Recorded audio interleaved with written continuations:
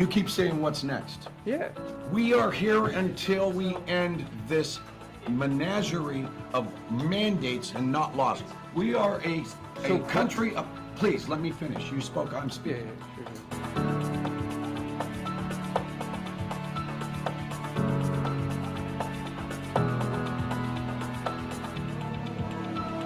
Thank you, Senators, for hearing us today.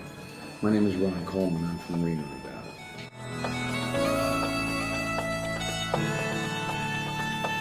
My daughter said to me before I left, Dad, you can't afford to do this with everything that's come over the last 2 years. And I looked at her and I said, I can't afford not to do this.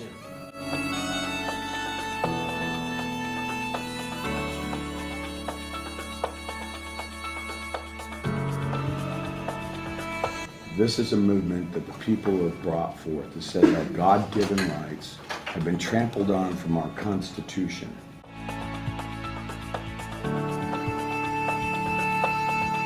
Let Nancy Pelosi know that the power is in the people and we are coming.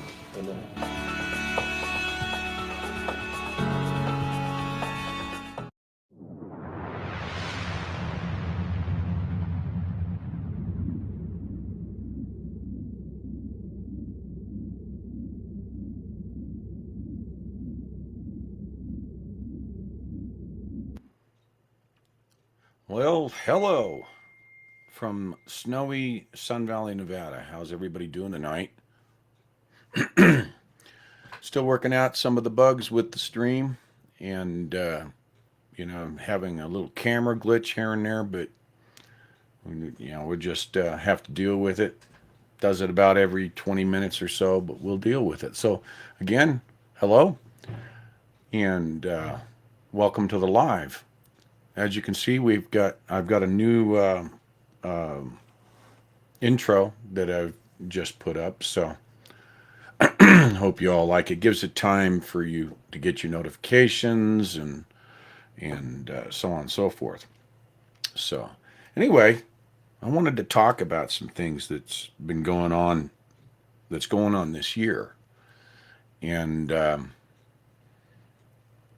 there's a lot of things that are happening, and there's a lot of moving parts. So I've been hearing a lot of people talk about what they believe is happening. I don't agree with a lot of it.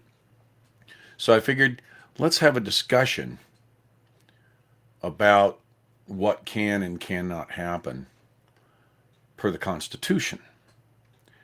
Now there's the candidates that are ramping up.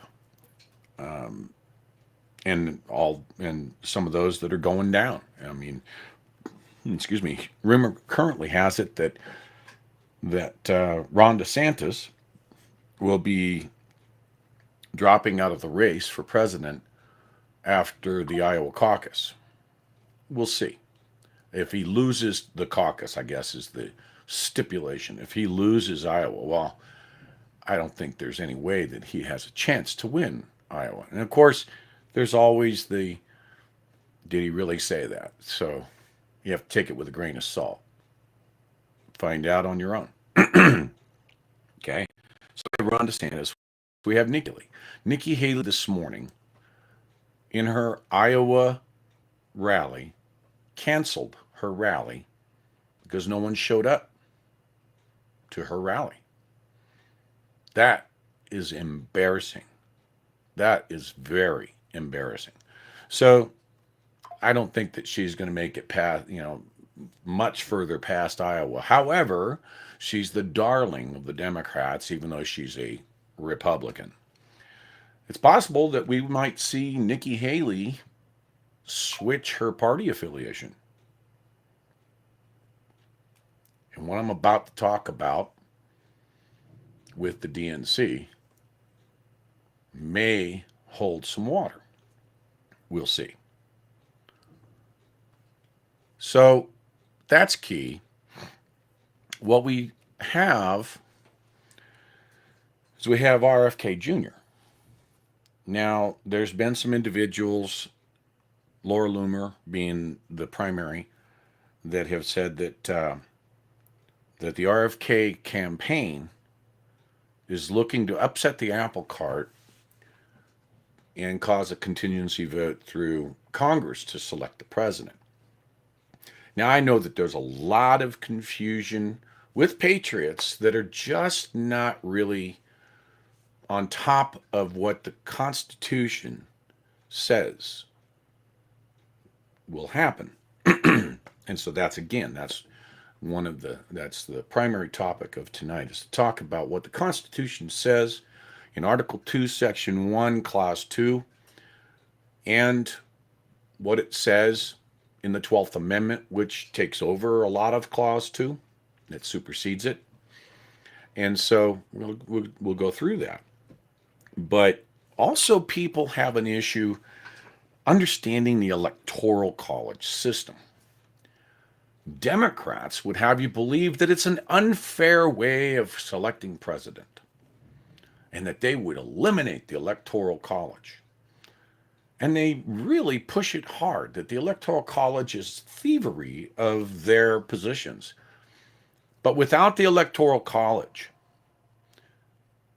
we would have only 4 states that would choose our president and vice president, because they would go off the popular vote. And the popular votes, or the majority votes of the states, are going to be where the population is. I'll give you an example. California has 40 million people. Well, at least they did have until people started jumping ship. 40 million people in California.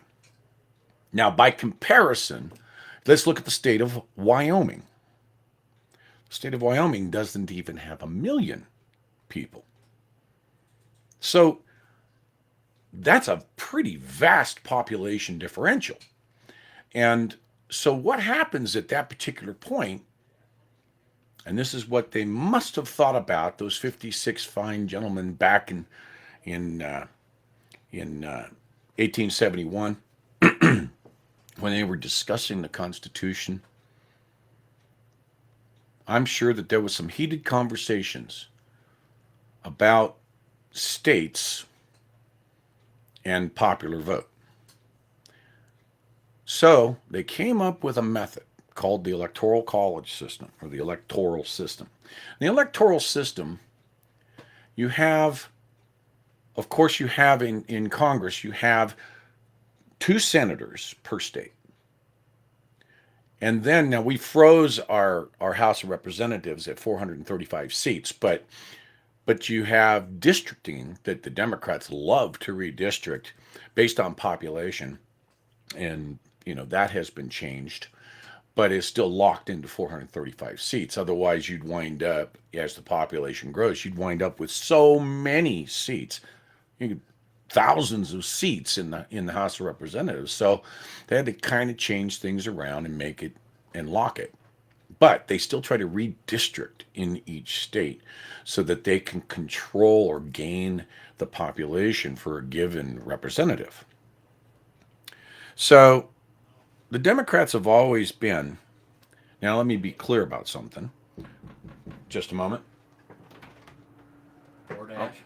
DoorDash. Thank you, sir. You're welcome. Thank you. Abby, come. Come on. Dinner. So I'll munch and talk.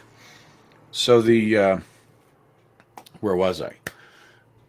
So the Democrats, I am not a Democrat and I am not a Republican. I am a nonpartisan independent. So I kind of look back and I look at both sides. I look at the Republican Party and I look at the Democrat Party. And it's my belief that as a human being, we have a tendency to make loyalty on our decisions. So even if it's a bad decision, if we join something, it's kind of pre-programmed in that we give loyalty to that joining.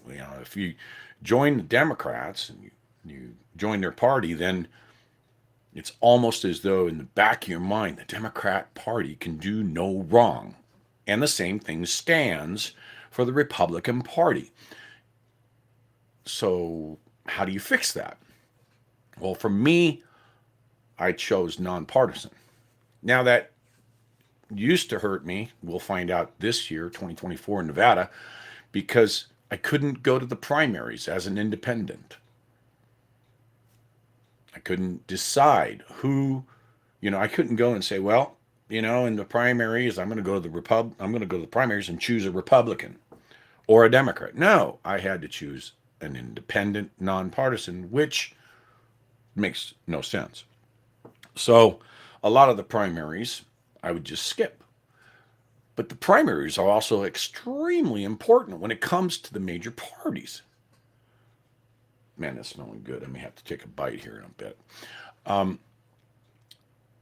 And that is this. You may have 5, say, Democrats that you want to that you're primarying against. One's going to be your incumbent, and then you're going to wind up with your candidates. The incumbent, if the incumbent needs to be booted, you've got to get to the primaries. And so that's key. The other is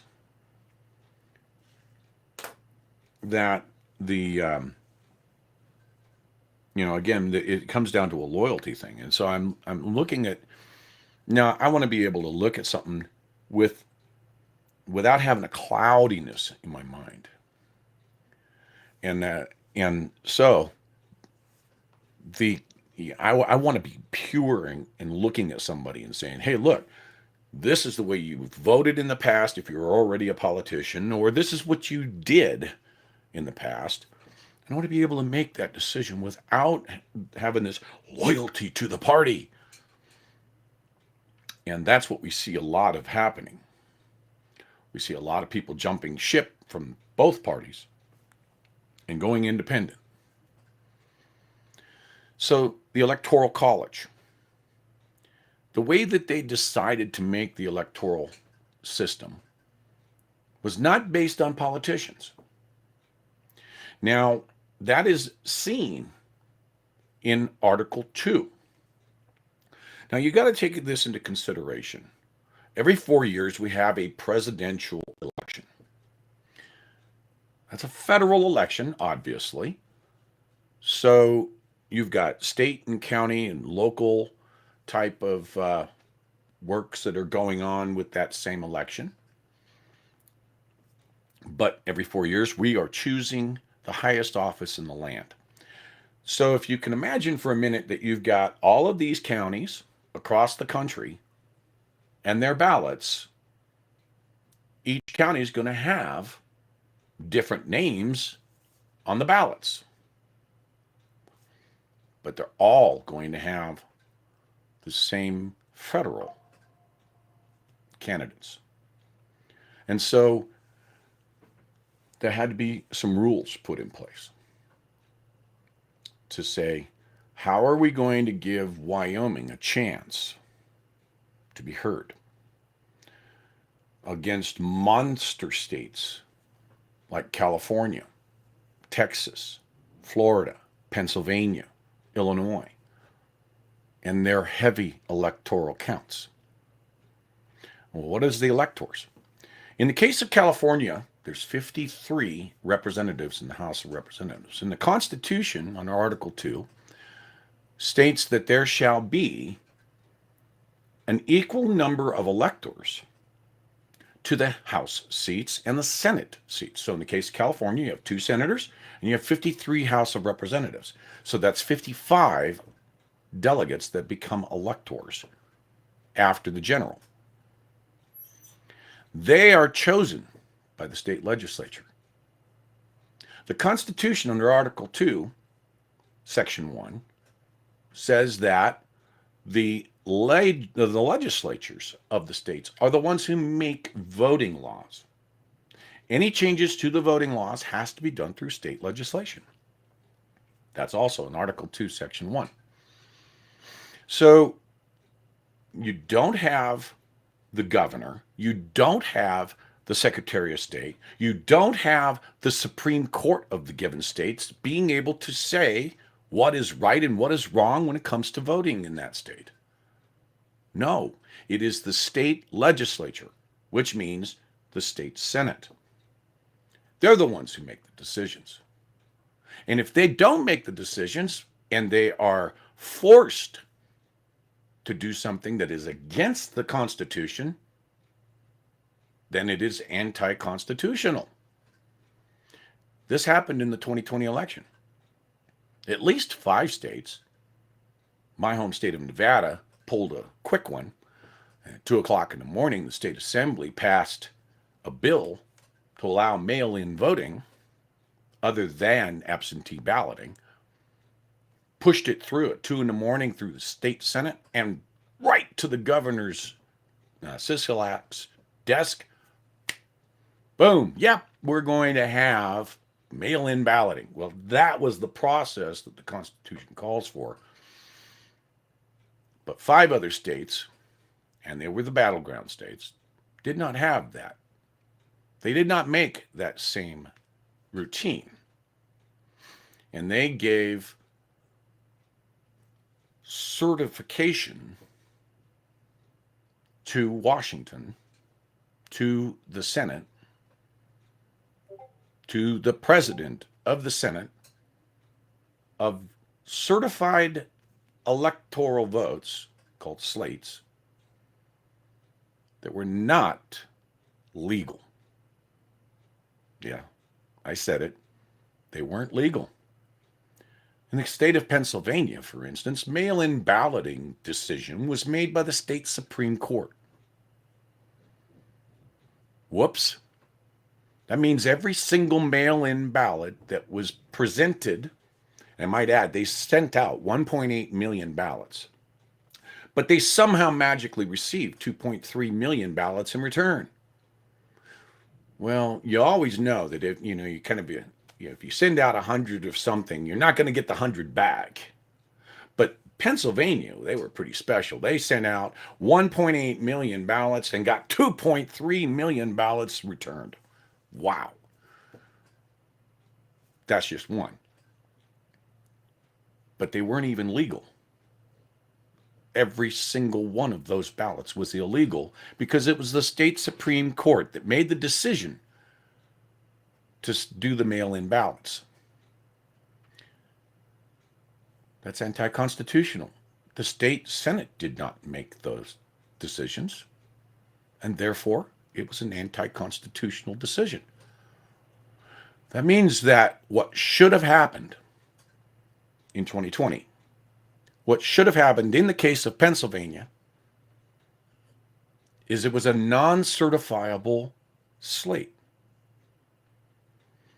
But the state legislatures did in fact meet with their own selected electors, at which point they presented the evidence that had been sent to them, they had hearings about, showing that there was issues with the, for instance, 1.8 million ballots sent out, 2.3 received. And oh, by the way, there was no state Senate approval and legislative approval in the state of Pennsylvania saying that they could even do mail-in ballots.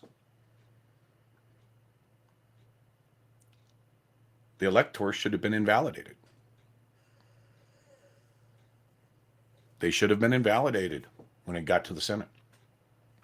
But they did meet, and they did hold the electors, giving those electors the evidence for them to vote. And when they submitted it, they submitted to Pennsylvania, all of a sudden, I'm just using just Pennsylvania, for instance, they had 2 slates presented to the Senate. One through the governor's and Secretary of State certification rule, and one certified by the state legislatures, which should have been the only ones taken. So let's take a look at that. That piece on Article 2, Section 1, Clause 3.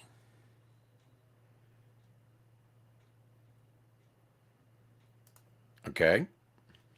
Let's take a look at it. I'm going to munch on my pizza while I'm going through and talking about this. And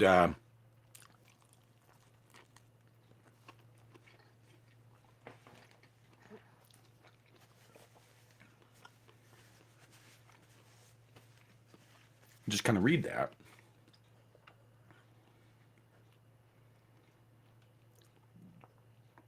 Each state shall appoint in such manner as the legislature thereof may direct a number of electors equal to the whole number of senators and representatives. That's what I was just talking about a few minutes ago. The legislatures make that decision.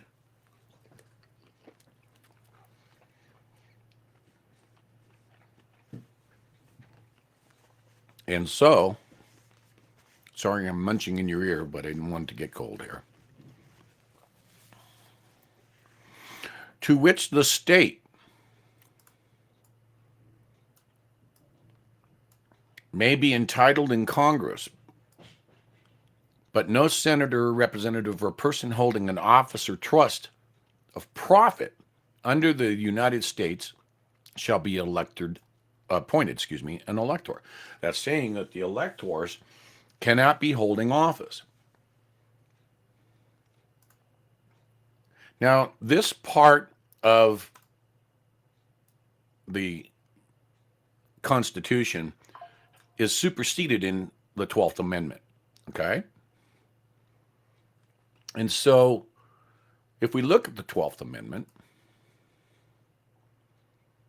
the electors shall meet in their respective states and vote by ballot for president and vice president, one of whom at least shall not be an inhabitant of the same state with themselves. Now, what does that mean?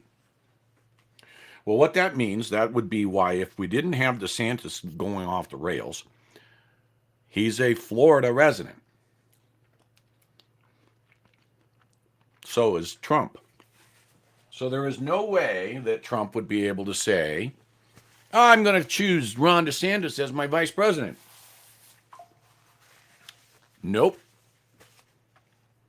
At least one of whom shall not be an inhabitant of the same state with themselves. You cannot have president and vice president living from the same state.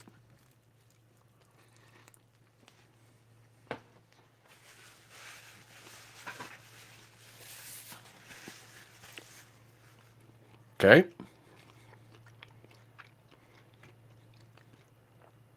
They shall name in their ballots the person voted for president, and in distinct ballots, the person voted for as vice president. Now, these are the electors doing their vote.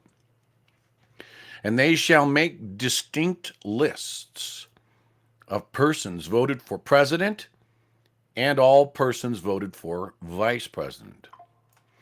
And in the number of votes for each, and they count the number of votes for each.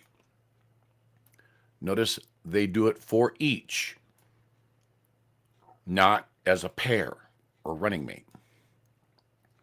Which lists they shall sign and certify and transmit sealed to the seat of the government of the United States, directed to the President of the Senate,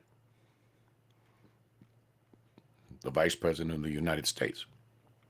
The President of the Senate shall, in the presence of the Senate and the House of Representatives, open all certificates. Well, the certificates can only, by the Constitution, be by the state legislatures. And the votes shall be counted. The person having the greatest number of votes for president shall be president, if such number be a majority of the whole number of electors appointed. Okay. So we have a total of 435 representatives in the House and 100 senators. So 535, and the District of Columbia gets 3. So you're at 555, basically.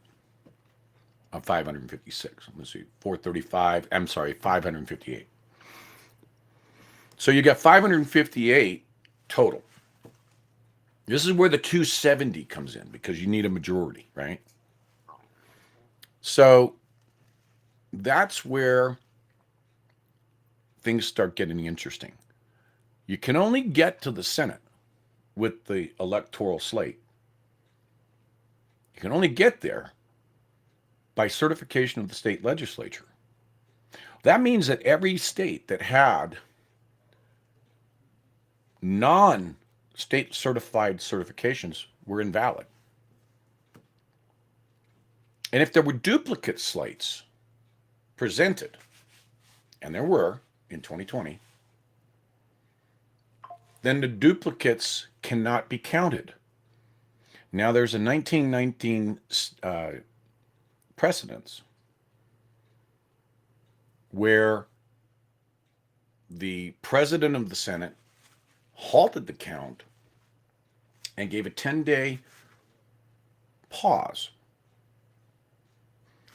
And it involved South Carolina to go and cure the issues that the state was having and bring back a clean slate.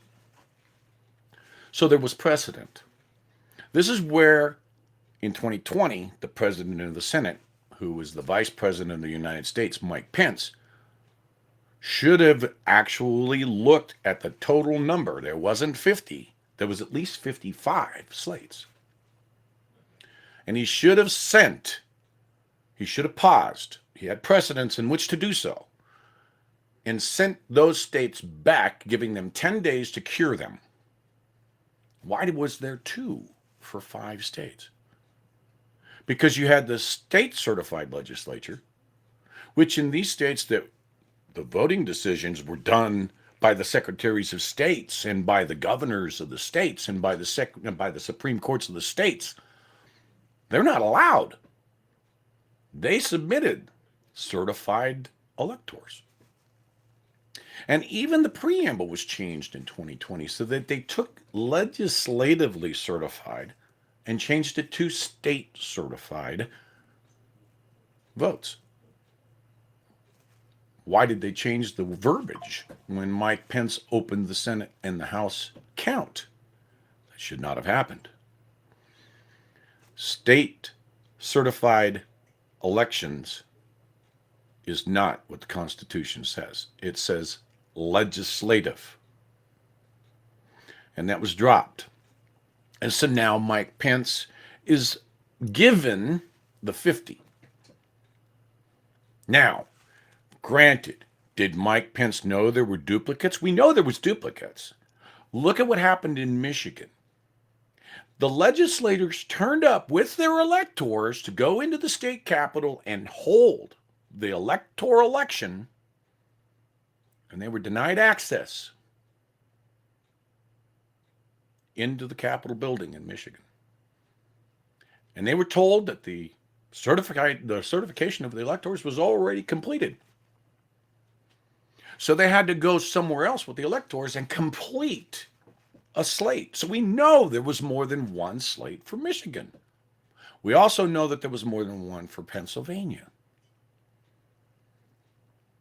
Okay?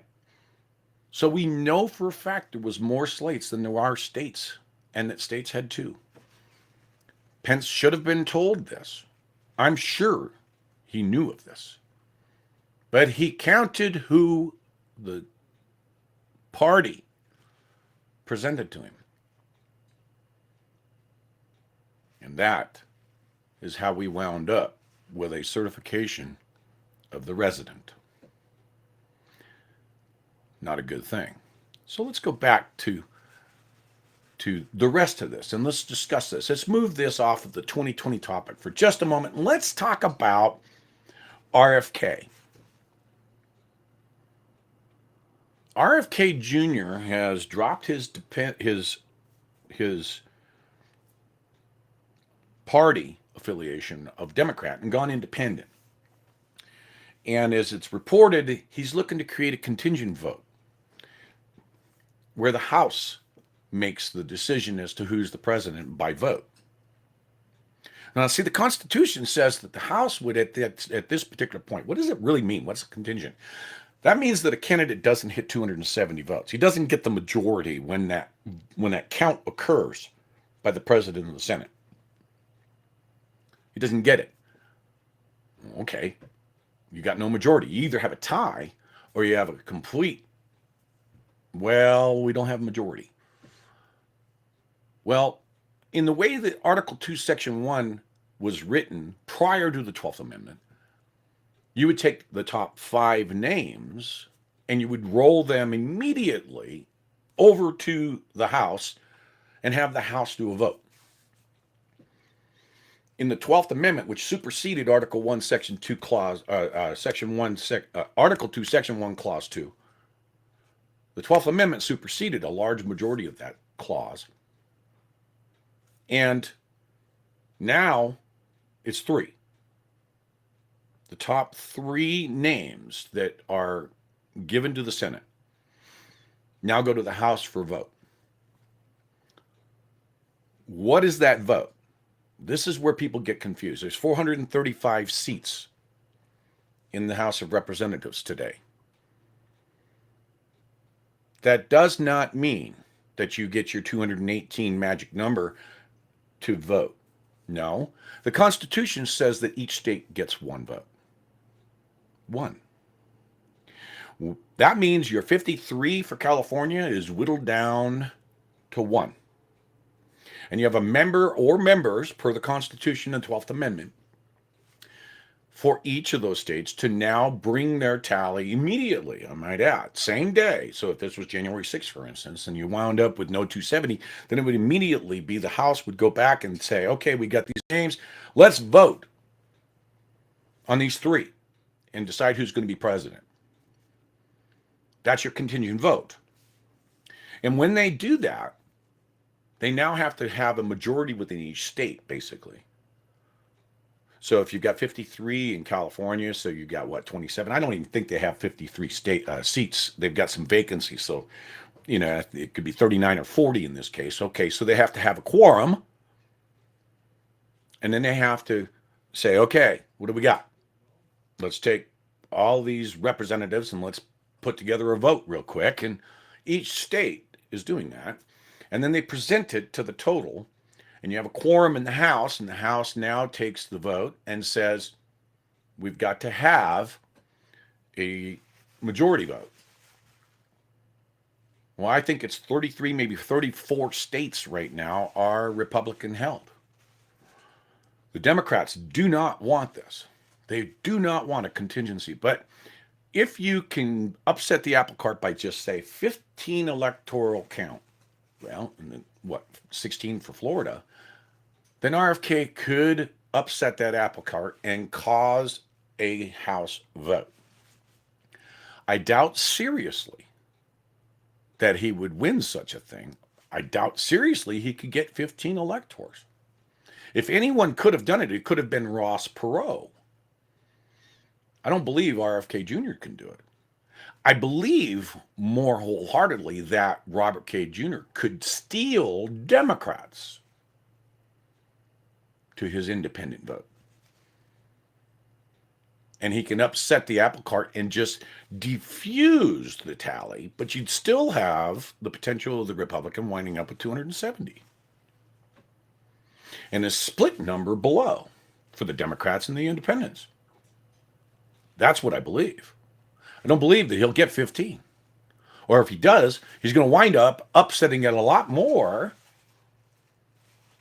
with respect to the Democrats. And even if it does, I think that the mix will be a minute amount of Republicans that would go for RFK.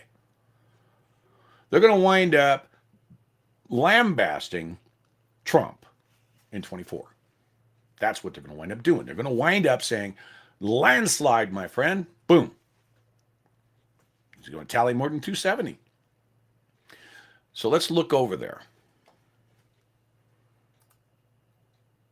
And if no person shall have the majority, then from the persons having the highest numbers not exceeding 3 of the list, those voted for president, the House of Representatives shall choose immediately by ballot the president. But in choosing the president, the votes shall be taken by states, the representative from each state having one vote. A quorum for this purpose shall consist of a member or members from 2/3, not 51%. So we're talking basically a supermajority, 2/3 of the states. And a majority of the states shall be necessary to a choice. So this is key. And if the House of Representatives shall not choose a president whenever the right of choice shall devolve upon them, before the 4th day of March next following, then the vice president shall act as the president.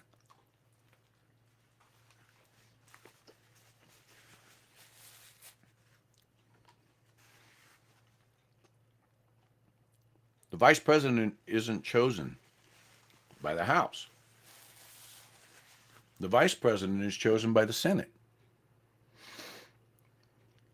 And that is a supermajority vote. So you could have, while the House is doing their decision, the Senate's doing their decision for the vice president, and the House doesn't wind up choosing, they wind up pushing out till March 4th. That vice president selection is president until that time. That's what that says. And if the House of Representatives shall not choose a president, we already just read that, until March following, then the vice president shall act as president in the case of death or constitutional disability of the president. The person having the greatest number of votes for vice president shall be the vice president. If such number be a majority of the whole number of electors appointed, and if no person has the majority, then from the 2, not 3, highest numbers of the list, the Senate shall choose the vice president. A quorum for the purpose shall consist of 2/3 of the whole number of senators, and a majority of the whole number shall be necessary to a choice.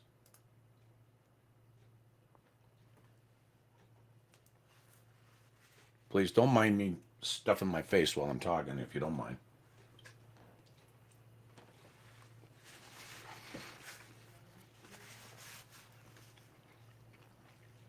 So that's what this whole RFK thing is. Using Article 2, Section 1, and the 12th Amendment to upset the apple cart, force a decision into the House of Representatives. And I really don't think there's much to it. I really don't.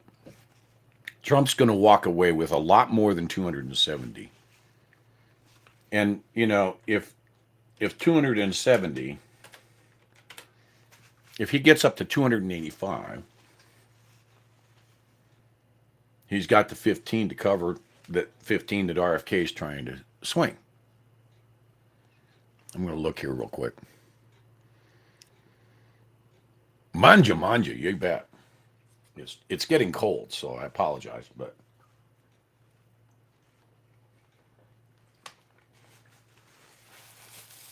I wanted to get this in before it got too late, because I know I've got some East Coasters.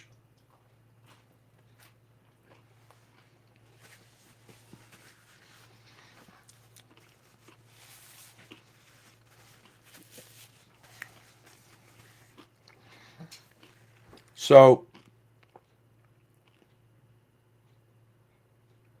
we may see something, but I don't think it's going to be a real big deal.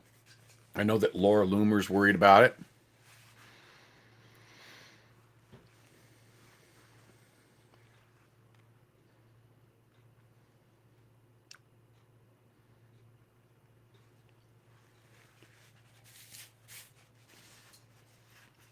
Let me keep on track before answering other questions. Yes, Judy, I do love my pizza. And this is Papa Murphy's Take and Bake, so Came out of the oven nice and hot.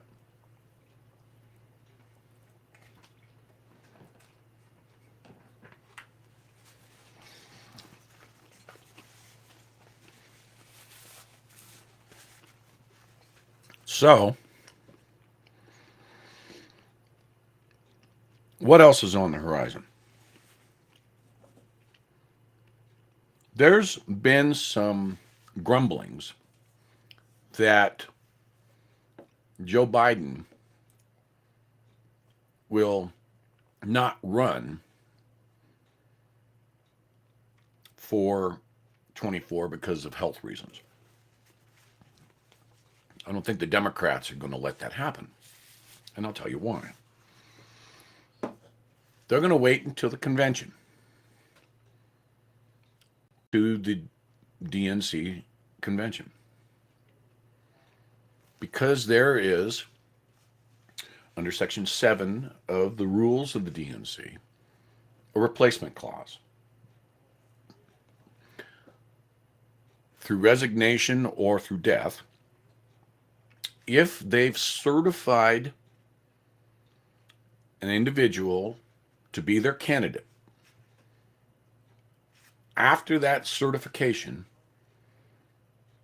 should there be a resignation or death, the DNC, not the American people through primary,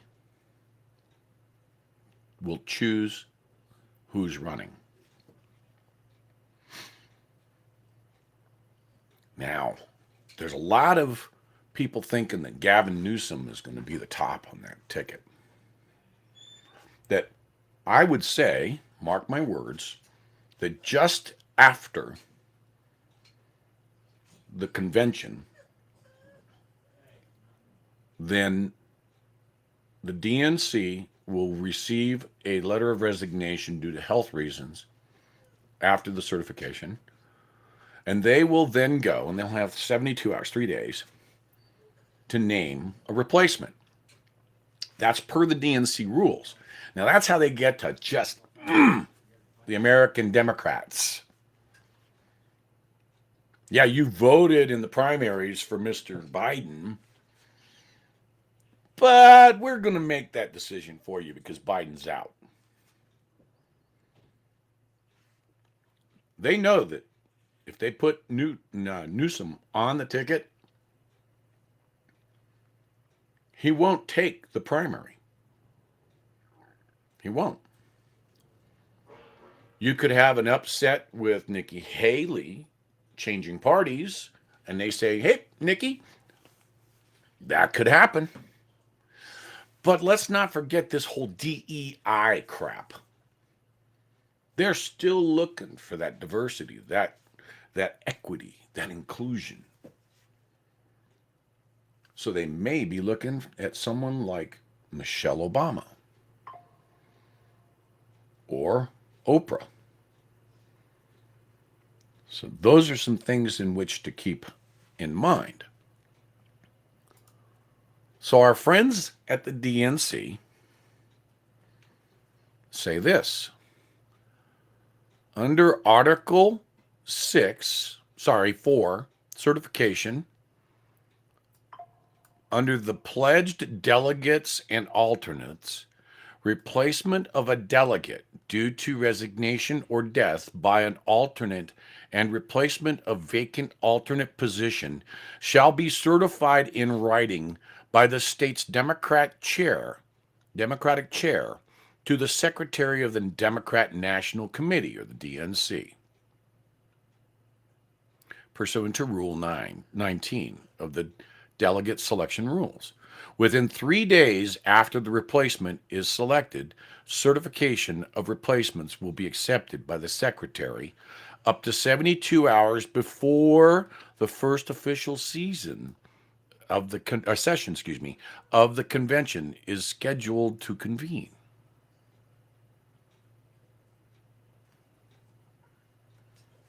There you have it. That's the DNC rules.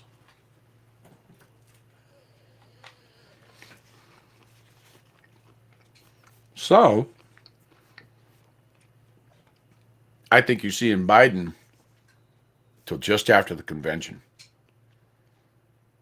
No one else is out there going against him because they have a narrative. Okay? They got to run with this narrative.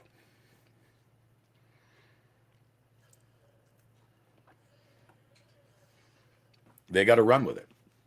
And so believe me when I tell you, the only way prior to the convention is if Biden should pass away. That you'll see another name come up. Now they're going to be scrambling.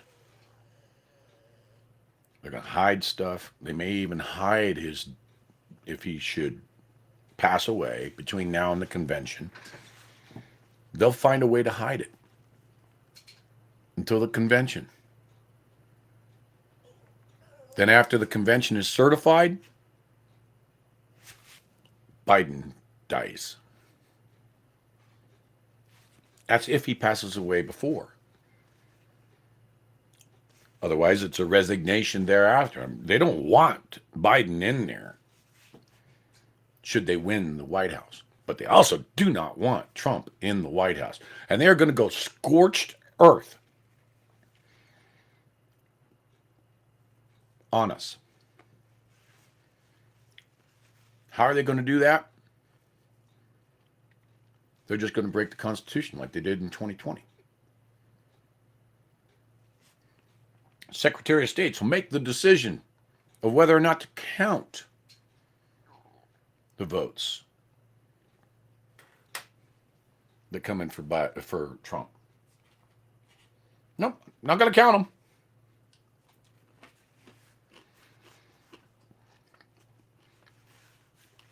Secretary of State of Colorado has already stated that. That's election interference. And that's one sure way to start a revolution. Is to take the votes that we put down on paper or electronically and just refuse to count them. Wait a minute. The individual in which you are not counting was legally on the ballot. You know, they're trying to say Trump can't run because he's an insurrectionist. So they're now trying to use the 14th Amendment, Clause 3, or Section 3 of the 14th Amendment. Again,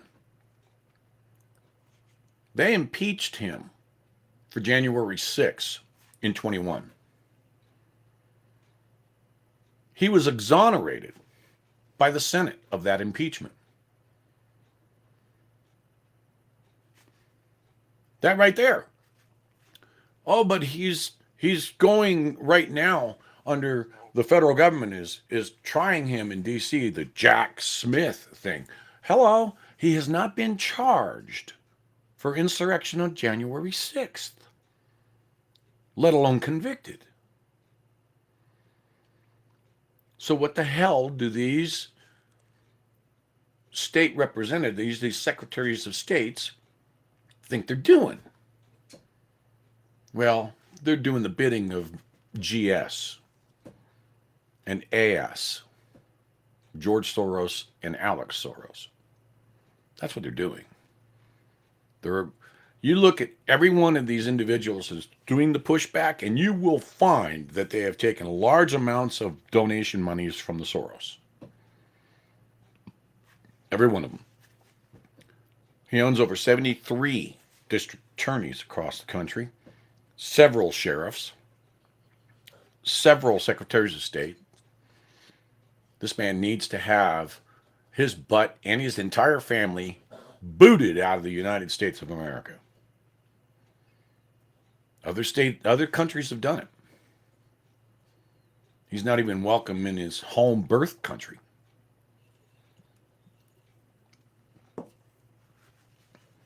So that's kind of where I'm at on this, guys. And I'm going to be doing some more videos.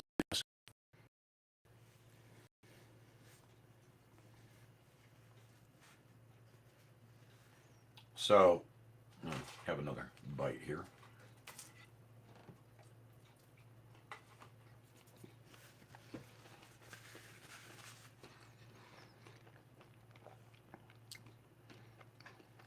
those were the two topics I had for the day, even though I gave you 3 or 4. There are some things that just are kind of questioning. I'm questioning in my mind. Like, how is it that the SecDev, Lloyd Austin, can be hospitalized for a week and the people in the White House don't know? How can that happen?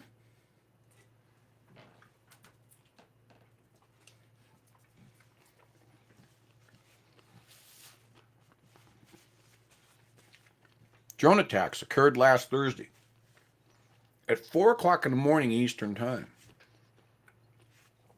Biden was out of pocket. Harris was out of pocket. Austin's out of pocket. Who gave the command? I don't know. Have to watch that one.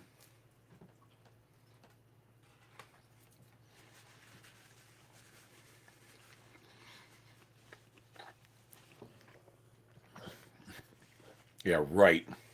Not happening.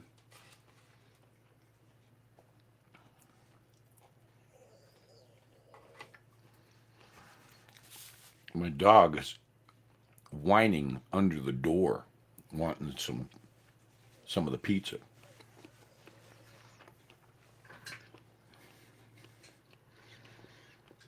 Let me read some of this stuff here.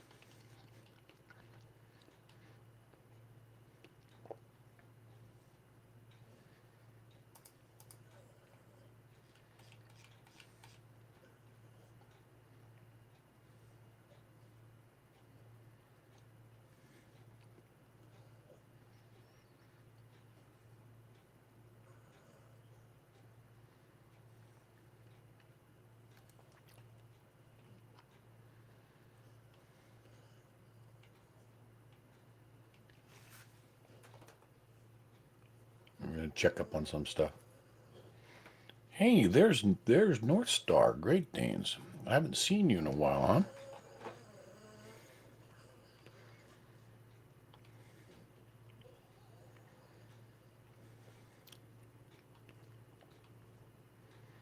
Yeah, Weathercat, I'm not sure who the Secretary of the DNC is yet. We'll find out really quick.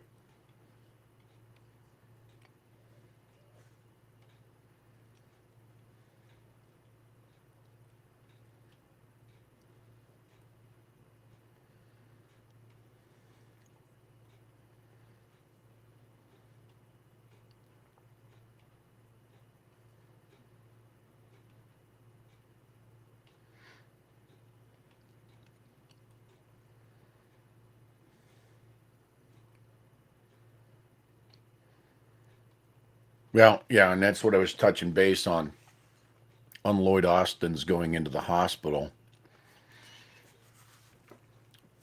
SecDev is the most important individual to the President of the United States. I got a little bit of buffering going on, so.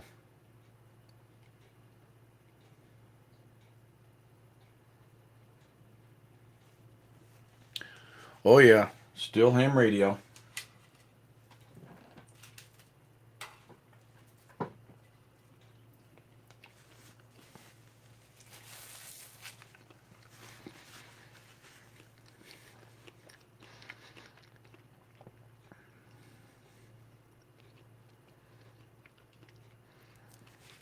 The claim on Lloyd Austin, by the way, is that he has complications from an elective surgery.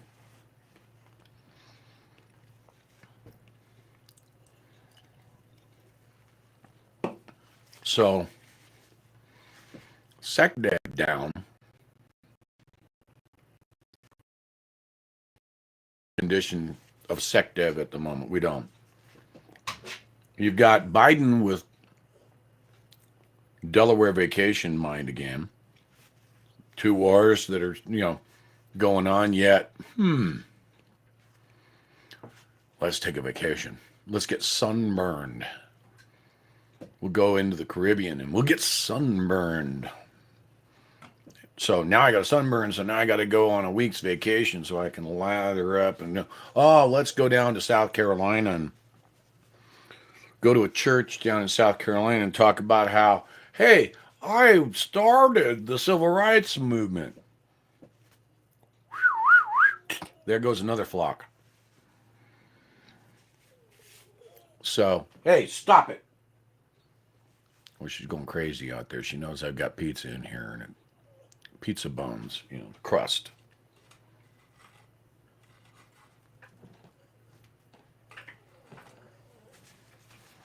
So she scratches at the door.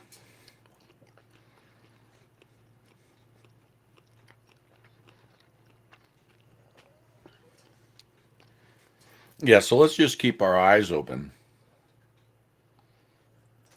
on what's going on. Keep your head on a swivel, keep your eyes open, and let's just keep an open mind, but at the same time, watch out for what's happening. Okay? Yep, she wants the pizza. Mr. T's out in his truck having a cigarette. So he's not here to run interference. So anyway, so hopefully you guys let me know. Give me those thumbs up.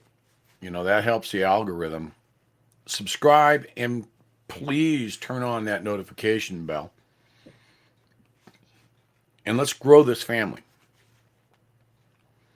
Let's get as many people as we can. I'm going to save the border conversation for another day. For the next stream, probably. So that we don't run up into the midnight hour for a lot of people.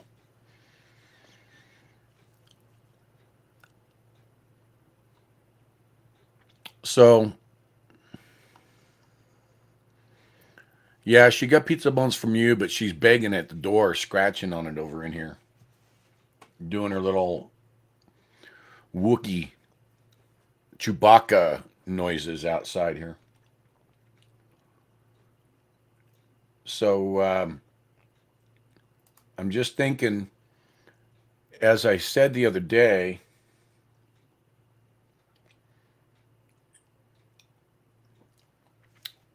Discord is probably going to be one of the better ways to keep in touch. And let me make up a link. It'll be good for 24 hours.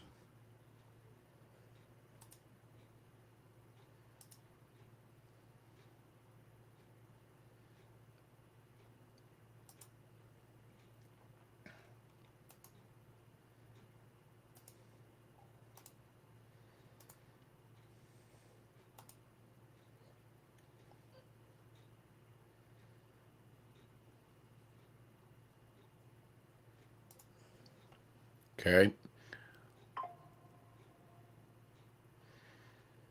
Hey, Gunny. Good seeing you in the chat, buddy. Okay, I posted that link.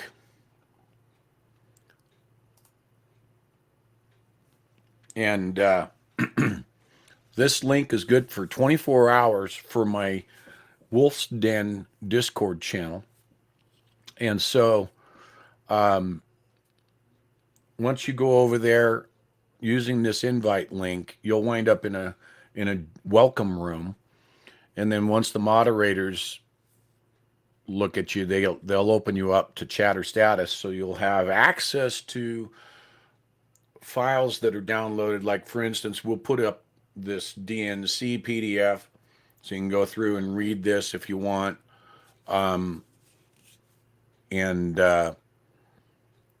Article 1, of the Constitution, Article 2, Section 1 of the Constitution, the 12th Amendment, and some documents. And you can go there and you can download those documents and read them on your own. This will be a place where we can get together and we can see where the Patriots, like-minded individuals, are located at.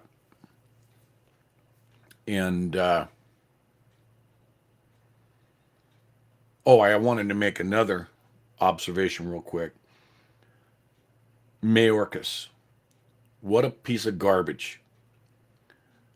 It's now known that he had made some comments when asked about being impeached. House Representatives, his impeachment trial starts in 2 days. He basically said, I'll paraphrase, you're not going to like the outcome of that. Is that a threat? These people don't think before they speak. They believe that they have total power over us. Now, I know that we haven't come together enough to do like Germany's farmers are doing right now. And when we do go into D.C., they put a case of entrapment against us.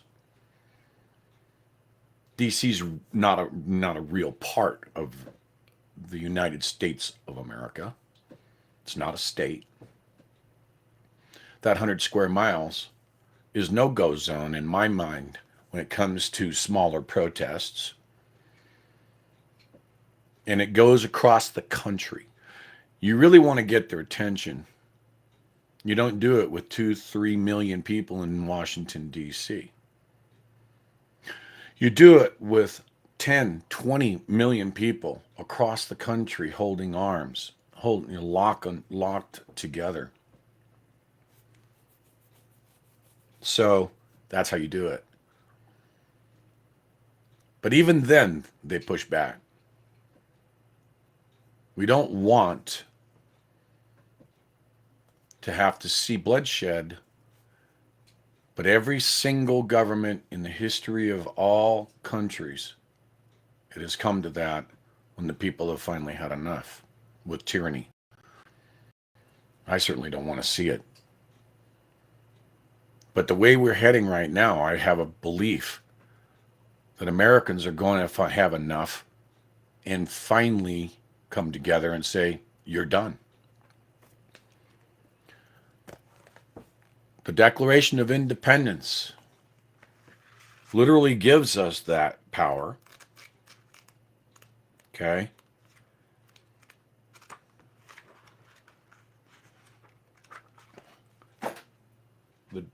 And it's in the bigger book, but let me see.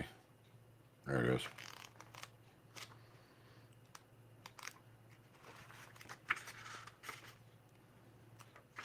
Okay, so the Declaration of Independence, paragraph 2 or clause 2.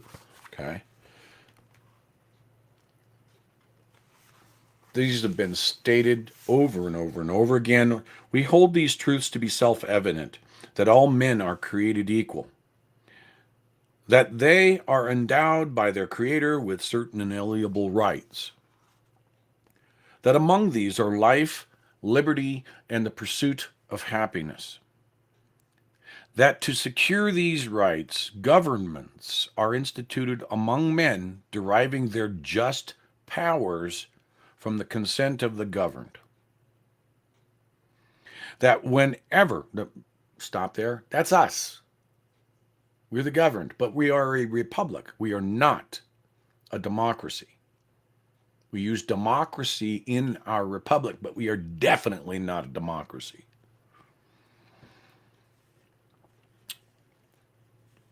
That to secure okay, we read that part, deriving their just powers from the consent of the governed, that whenever any form of government becomes destructive of these ends, what are these ends? Life, liberty, and the pursuit of happiness. It is the right, and I would dare say it is our duty of the people to alter or to abolish it, and to institute new government, laying its foundation on such principles and organizing its powers in such form as to them shall seem most likely to effect their safety and happiness. Now, we'll touch on just the thing going on with our southern border. Everyone involved in the administration, every single NGO that is assisting people coming across the border illegally is in violation of Article 4, Section 4 of our Constitution, which Article 4, Section 4 of the Constitution, okay? Let me get there. The United States shall guarantee to every state in this union, a republican form of government, and shall protect each of them against invasion. And I said this on my last stream. The government. But they are assisted. The government is using non-government officials and charities to help them do this. 12 million to date in Biden's administration time coming across the border. Well, what is the remedy? What is the remedy to Article 4, Section 4? Okay, it says that they have to give us a republican form of government. What does the word republican stand for? The people that run the government is Republican. It is a republic. Okay? A constitutional republic. So therefore, every time you hear Republican, you're talking about the people's decisions. Okay? Against invasion. What's the remedy? Well, we'll jump to Article 3, Section 3. Treason against the United States. What is happening? They're coming in unlawfully by the millions. Military-aged men as well. And I would argue that if these military-aged men coming across the southern border, they're coming from all countries, Muslim countries. They're coming from China. They're coming from the Ukraine.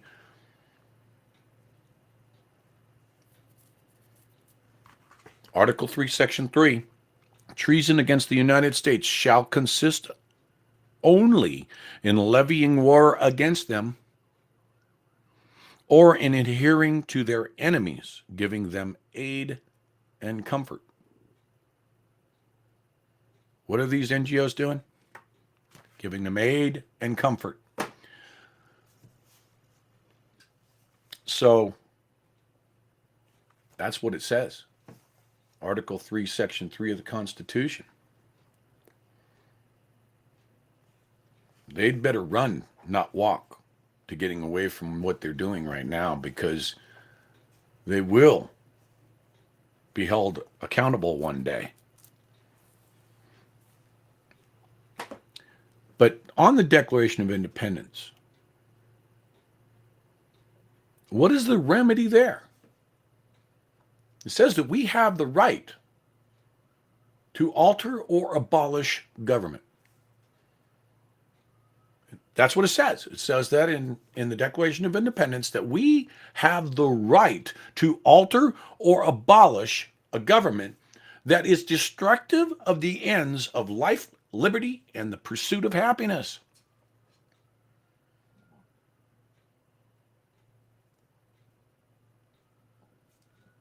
Anyway, that's it.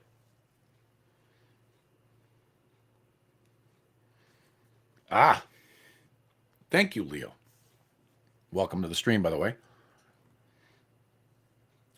Who are they allowing across the southern border? We have got reports that countries are literally emptying out their institutions, their prisons and their mental institutions. They're emptying them out and they're sending them to the border. Do you really think that they're walking these 3,000 miles? No, no. A lot of them have prepaid cards from the UN. Prepaid cards from the UN. Then when they get here, they get prepaid cards and prepaid phones and everything else, and $2,800 a month to live on, and a 7-year court date to talk about whether or not you should be here. Then you get idiots like AOC that say, well, we could solve this problem by just documenting them. Go back to your bartending, because you certainly don't know what the hell you're talking about. They are illegal. They're not undocumented. They are illegal. They cross into the United States without going through the process, and they are illegal. They broke the law. Many of them come from enemy states. This is why we can say that Article 3, Section 3 of the Constitution needs to be invoked against them. And again, I say, back to how do we hold remedy on the Declaration of Independence? I haven't figured out how we could do that. We're well within our rights because the government has obviously failed us. I mean, if you really think about it, if Joe Biden was installed like a toilet, how do you take the toilet out? I don't like it. I didn't, none of us put him there. How do we take him out? How do we replace him? But if the people within the government, Article 1, Article 2, and Article 3 of the Constitution, those three articles represent the three branches of our government. Article 1 is our legislative branch of government, our Congress, senators, our lawmakers, senators and House of Representatives. Article 2 represents our administration, our executive administration, our executive branch. And Article 3 represents our judicial branch of government. If it is an illegitimate presidency, then Article 2 is completely turned upside down. It's illegitimate. They cannot, it's basically a crisis. We're in a constitutional crisis. Article 1, we also had many of the senators and congressmen we know really were installed. That makes the Congress completely illegitimate. And now we're in constitutional crisis to Article 1. And then in 2021, you had the state of Texas put together a case against the United States of America, went to the Supreme Court, 19 other states joined in on it, saying that 4 states had caused the problem of taking away their elected official of choice. And the Supreme Court turned it down for lack of standing. I would argue that right there made the Supreme Court complicit in a crime and puts it in Article 3 crisis. But there is also one more thing on the Supreme Court that is a problem. An illegitimate president, an illegitimate Senate, put an illegitimate justice on the bench. All 3 branches are compromised. And we are in a constitutional crisis. How do we remedy the situation?